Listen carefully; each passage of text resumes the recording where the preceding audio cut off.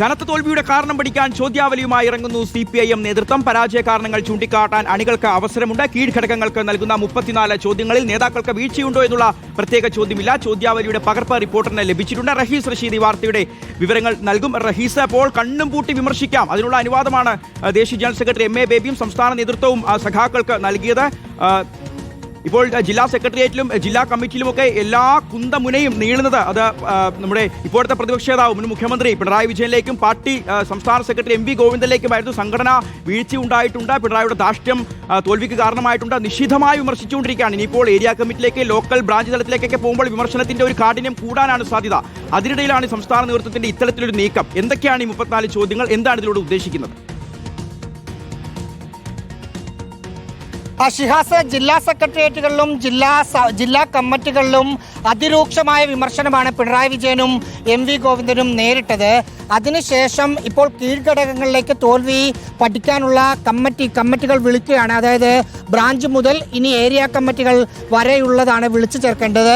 ആ സമയത്തും അതിരൂക്ഷമായ വിമർശനം ഇവർ നേരിടേണ്ടി വരും എന്ന് നേതൃത്വം മുൻകൂട്ടി കണ്ടു എന്ന് വിചാരിക്കണം. അതുകൊണ്ടായിരിക്കണം ഒരു ചോദ്യാവലി, 34 ചോദ്യങ്ങളുള്ള ഒരു ചോദ്യാവലി സംസ്ഥാന കമ്മിറ്റി തയ്യാറാക്കി കീഴ്ഘടകങ്ങൾക്ക് നൽകിയിരിക്കുന്നത്.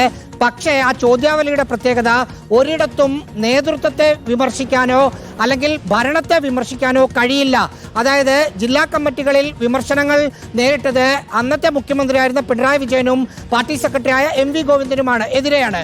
ഇവരെ വിമർശിക്കാനുള്ള ഒന്നും ഈ 34 ചോദ്യങ്ങളിലും ഇല്ല എന്നതാണ് പ്രത്യേകത. അതായത് പാർട്ടിയുടെ ഇൻഹൗസ് കമ്മിറ്റികളിൽ നേതൃത്വത്തെ വിമർശിക്കാം.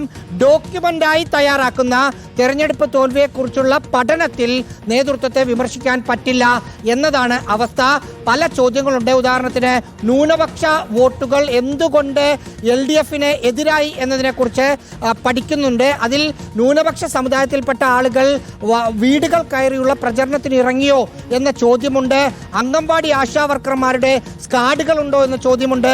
ക്ഷേമ പെൻഷൻ ലഭിച്ച ആളുകളുടെ മീറ്റിംഗ് വിളിച്ചു ചേർത്തോ എന്നതടക്കമുള്ള വിപുലമായ ചോദ്യങ്ങളുണ്ട്. നേതൃത്വത്തെ കുറ്റപ്പെടുത്തുന്ന തരത്തിലുള്ള ചോദ്യങ്ങളൊന്നും ഇല്ല എന്നതാണ് പ്രത്യേകത. മറ്റെല്ലാ ചോദ്യങ്ങളും സാമൂഹിക അന്തരീക്ഷം, ഗ്രൗണ്ട് എന്തായിരുന്നു, സർക്കാരിനെ നേരിട്ടല്ലാതെ ആളുകൾ എതിർപ്പ് എന്തെങ്കിലും ഉന്നയിച്ചോ എന്നതടക്കമുള്ളവ ഉൾപ്പെടുത്തിയാണ് 14 ചോദ്യങ്ങൾ.